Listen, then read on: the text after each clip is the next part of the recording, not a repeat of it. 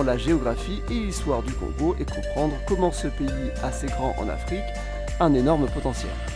Sûrement un des plus grands potentiels au monde. Aperçu. Le Congo est un pays en Afrique centrale, son nom officiel est la République démocratique du Congo. Il est voisin d'un autre pays qui s'appelle Congo aussi, la République du Congo. La République du Congo est une ancienne colonie française, alors que la République démocratique est une ancienne colonie belge. Mais dans cette vidéo, quand je parle du Congo, je parle de la République démocratique. Le Congo fait 2,3 millions de km², ce qui classe le pays en 11e position depuis 2011. Avant 2011, le Congo était en 12e position, car il y avait le Soudan qui se hissait dans le classement, c'était avant que le Sud-Soudan ne s'en sépare. Et avant 1991, le Congo était en 11e position aussi, c'était avant l'indépendance du Kazakhstan. Depuis la division du Soudan, le Congo n'est même pas le plus grand pays d'Afrique, c'est l'Algérie. Sauf que la différence de l'Algérie, sa surface, c'est pas que du désert, mais plutôt de la forêt ou de la savane. Sa capitale est Kinshasa, voilà pourquoi on surnomme parfois le pays Congo-Kinshasa. L'autre est surnommé Congo-Brazzaville, car sa capitale est Brazzaville. Le Congo a une géographie fantastique, mais avant d'en parler, je propose un petit bref historique. Histoire. Le Congo est issu d'un territoire conquis par le roi des Belges. Les frontières actuelles sont dessinées en 1885 à l'issue du congrès de Berlin. On accorde ces terres au roi des Belges, Léopold II. C'est ses terres. Pas une colonie belge, c'est vraiment ses terres à lui. Il exploitera bien le territoire, ce qui entraînera la réduction de la population par 2. Il y a eu plein d'atrocités réalisées par le roi, c'était sa propriété, il faisait un peu ce qu'il voulait, il n'y avait aucune loi. Suite à la découverte de toutes ces atrocités, le Congo est donné à la Belgique directement, il devient donc une colonie. Aujourd'hui, Léopold II est une figure très controversée, car à l'origine de ce massacre qui aurait entraîné la mort de 10 millions de personnes environ, les chiffres peuvent beaucoup varier. Le Congo devient donc une colonie belge en 1908, pour ensuite devenir un État indépendant en 1960. Le pays va connaître plusieurs phases. Entre 60 et 65, c'est la crise du Congo, période de confusion avec changement de gouvernement. En 1965, Mobutu, l'ancien chef d'état-major, prend le pouvoir et transforme le Congo en une dictature personnelle. Le pays est renommé Zaïre en 1971 et il reste au pouvoir jusqu'en 1997. Le Zaïre devient un pays aligné sur les Occidentaux et est anticommuniste. Plusieurs guerres vont concerner ce pays. Tout d'abord la guerre civile angolaise où le Zaïre soutient les rebelles anticommunistes, les guerres du Shaba qui sont des rébellions sûrement soutenues par l'Angola à la fin des années 70, et enfin dans les années 90, les guerres au Rwanda puis directement au Congo. Mobutu perd le pouvoir en 97 suite à la rébellion menée par les troupes de Kabila. Kabila prend le pouvoir et meurt en 2001 lors de la deuxième guerre du Congo. C'est son fils qui devient président ensuite, Joseph Kabila. On peut dire que Joseph Kabila détient le pouvoir depuis 2001. Il est président jusqu'en 2019. Depuis, c'est Félix Tshisekedi, le président, fils d'Étienne Tshisekedi, ancien ministre et un des plus célèbres opposants de l'histoire du Congo. Démographie. Bon, retournons à une géographie un peu plus générale pour comprendre le Congo et notamment sa démographie. Comme on peut le voir sur les images satellites, le Congo est divisé en 2 grandes zones. Une zone où il y a de la forêt dense au nord et des plaines dans la zone sud, avec parfois des forêts moins denses.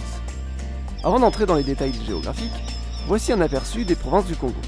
Le Congo est divisé en 26 provinces, ce découpage existe depuis les années 2000, mais il n'a été mis en place qu'en 2015. Le pays a connu plusieurs découpages au fil des années, je vous propose de voir le découpage d'origine, qui est le plus facile à mémoriser. Dans le découpage de 1960, il n'y avait que 6 grandes provinces, c'était plus simple. Il y avait la grande province de Léopoldville, aujourd'hui divisée en 5 petites provinces. On y trouve Kinshasa, la capitale. Sa population est en croissance. Il y a quelques années, on disait que Kinshasa faisait presque 10 millions d'habitants. Aujourd'hui, elle en fait plutôt 15 millions. On pourrait même dire 17 millions avec Brazzaville, la capitale de l'autre Congo, qui est située juste en face. C'est donc une des plus grosses agglomérations d'Afrique. Ici, on a la grande province du Kasaï, aujourd'hui divisée en 5 petites provinces. On y trouve Mbuji-Mayi, 3 millions d'habitants, et Kananga, 2 millions d'habitants. Au nord, il y a la grande province de l'Équateur, aujourd'hui divisée en 5 petites provinces. C'est grand mais pas très peuplé, c'est surtout de la forêt, il n'y a pas de ville millionnaire. Au nord-est, il y a la grande province orientale, aujourd'hui divisée en 4 petites provinces. On y trouve Kisangani, qui fait 1 million d'habitants, dans son agglomération. À l'est, il y a la grande province du Kivu, divisée en 3 petites provinces. Cette division est bien antérieure au découpage de 2015, c'est une zone très peuplée. On y trouve Bukavu, 1 million d'habitants, et Goma, 2 millions d'habitants. Et enfin au sud, la plus célèbre des grandes provinces du Congo, le Katanga. Aujourd'hui divisée en 4 petites provinces, on y trouve Lubumbashi, presque 3 millions d'habitants. La deuxième ville la plus importante du Congo, le Katanga, est une région très riche.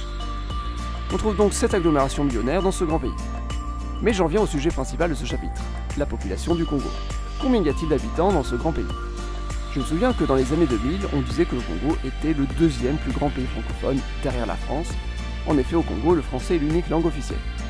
Et dans les années 2000, le Congo comptait environ entre 50 et 60 millions d'habitants. En 2013, le Congo a dépassé les 70 millions d'habitants, confirmant sa première position de pays francophone. Ce qui est impressionnant, c'est que le Congo ne comptait que 35 millions d'habitants en 1991, soit moitié moins qu'en 2013, et en 1960, au moment de son indépendance, il n'y en avait que 15 millions.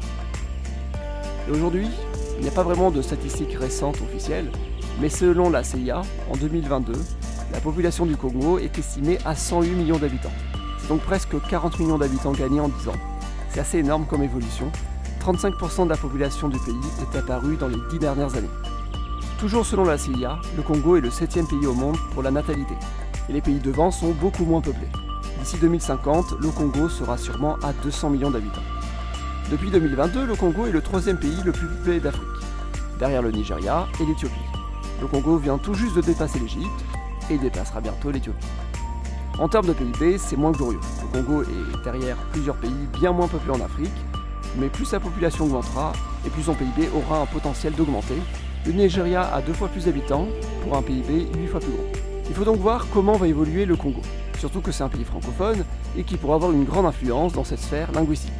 Mais il faut voir aussi comment le français va évoluer. Langue surtout parlée en ville, le pays se situe à la limite de la sphère francophone au nord-ouest de l'Afrique, et anglophone situé à l'est ou au sud. L'anglais est donc la principale langue étrangère étudiée. Le néerlandais, lui, langue de la Belgique aussi, n'a jamais été vraiment présent. À part ce français officiel, et encore peu parlé, on trouve des langues nationales, qui elles aussi sont rarement des langues maternelles. Tout d'abord, il y a ce qu'on appelle le Kikongo, qui est en fait plutôt une famille de langues et de créoles, dont le plus connu est le Kituba. C'est le nom qui a donné le nom du pays. La langue est parlée surtout là où il y a accès à la mer, c'est donc la première langue croisée par les colonisateurs. Encore plus parlé, nous avons le Lingala. Le Lingala concerne aussi la capitale, Kinshasa, c'est donc en quelque sorte la principale langue de communication au Congo. Mais à l'est, on trouve une autre langue encore plus parlée. C'est le Swahili, la plus célèbre des langues africaines. Au centre, on parle le Chiluba. Les populations du Congo parlent ensuite une grande variété de langues maternelles. On en compte des centaines, mais l'instruction à l'école se fait dans une des 4 langues nationales, précédemment citées, en fonction de la région, et en français. Économie. Vu que le Congo voit sa population augmenter, c'est l'économie qui va jouer un rôle clé. Et pour le moment, le Congo a un gros avantage, les ressources sont énormes. On trouve de l'or à l'est, surtout dans le Kivu. Dans le Kasaï, on trouve des diamants. C'est pas du diamant de bonne qualité, mais plutôt pour l'industrie. C'est un des plus gros producteurs au monde. Le Congo est un des plus gros producteurs de cuivre au monde, surtout dans le Katanga, et c'est le premier producteur de cobalt au monde, toujours dans le Katanga. Le Congo est aussi un grand producteur d'étain, on en trouve surtout à l'est, et encore au Katanga. Vous l'aurez compris, le Katanga est la région riche du Congo. C'est pas pour rien que la province a cherché à devenir indépendante dans les années 60. Le Congo est donc un pays bien divisé. La capitale, Kinshasa, se trouve dans la zone où on parle le Lingala, c'est le centre politique, mais les ressources se trouvent à l'autre bout du pays, où on parle le Swahili. Et le Swahili est parlé à l'est. Ces régions sont donc tournées vers l'Afrique orientale ou australe. Au Kivu, depuis les années 2000, il y a encore des conflits. On parle de la guerre du Kivu. Mais il y a encore d'autres divisions. Certaines sont symboliques, comme le décalage horaire. Le Congo est le seul pays au monde où sa capitale n'est pas située dans le fuseau horaire le plus peuplé. Mais c'est surtout au niveau des infrastructures que la division se fait ressentir. Le chemin de fer est le plus flagrant. Kinshasa et Lubumbashi, les 2 villes les plus importantes, ne sont pas reliées par train.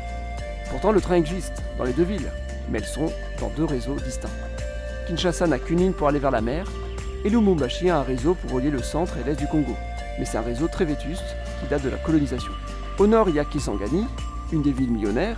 Elle est reliée directement à Kinshasa par le fleuve Congo. Ce fleuve sert d'axe de transport, mais au-delà de Kisangani, il n'est pas navigable. Il n'y a pratiquement aucun pont sur ce fleuve, il coupe le pays en 2, et même la route reste limitée. Kinshasa et Brazzaville, les 2 capitales congolaises, sont face à face sur ce fleuve, mais il n'y a pas de pont. Le principal pont du fleuve se trouve à Matadi, à la frontière de l'Angola.